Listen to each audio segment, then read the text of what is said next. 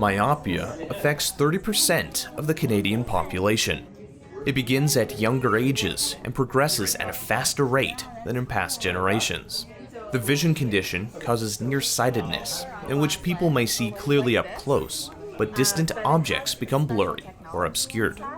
Myopia is one of the most prevalent reasons teens and preteens need glasses to correct their vision. So one of the issues with myopia is for kids is that we want them to be able to see clearly far away. And optometrists have always done that to help kids see far away with glasses or contact lenses.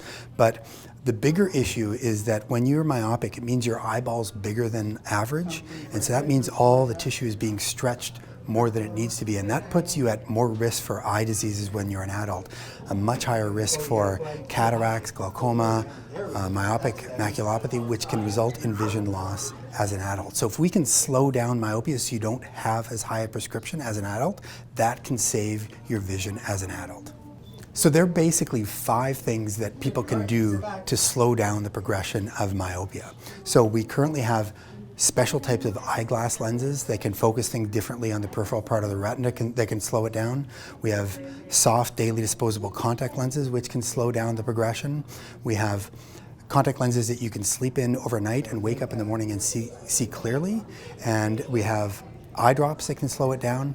And then we also have environmental factors that you can affect to try to slow it down. So the 2 main ones that we want to do for at home that you can do is that we know that kids that spend more time outdoors tend to become less nearsightedness. And more importantly, we know that more kids that have more focusing up close for longer periods of time might become more nearsighted. So screen time always gets blamed for increasing myopia, and it's not necessarily the screens are bad, but the problem is screens will hold our attention. We can watch videos and YouTube and Netflix on a screen for hours and hours, much longer than you can read a book, and that long focusing up close can put you at risk for nearsightedness. So for screens, you want to work on screens further away. Any screen that you can do further away, that's better. Glasses and contact lenses are vital to ensuring your child can see well. There are actions to help reduce myopia from progressing further. This is known as myopia management. Children or teenagers and even adults can wear these lenses overnight. The treatment is called orthokeratology.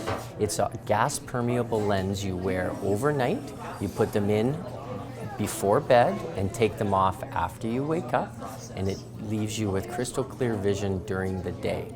It does help with aids with myopic shifts, so a child, especially if you catch them young enough, will slow down their myopic progression.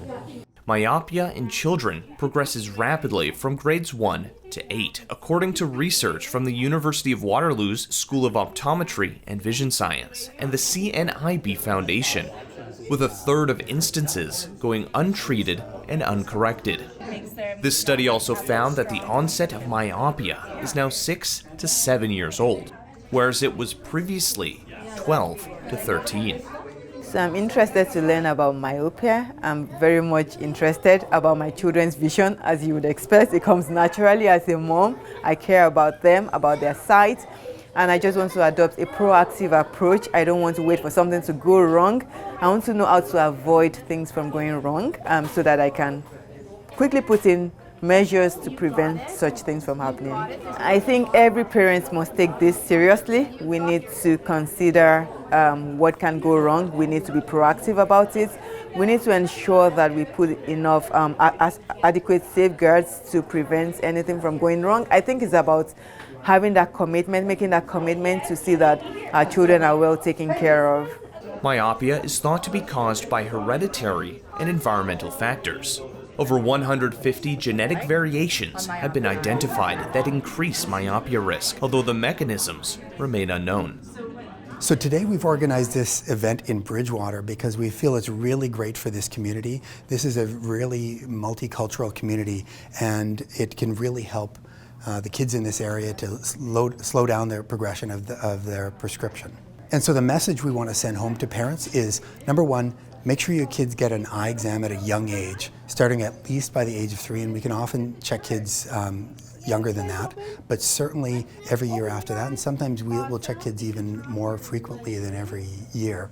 And then if we detect any amount of nearsightedness, then we can help introducing methods to try to slow it down. So for parents, make sure you get your eyes checked early and regularly, and then at home, make sure your kids are getting outside, getting some exposure in sunlight, and reducing the up-close screen time.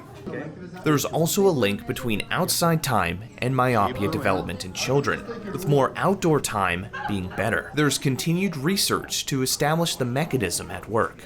Early population health studies show that lengthy up-close labor and time spent indoors are risk factors for myopia. This story was written and produced by Zuher Almusre. With You Multicultural, I'm Ryan Funk.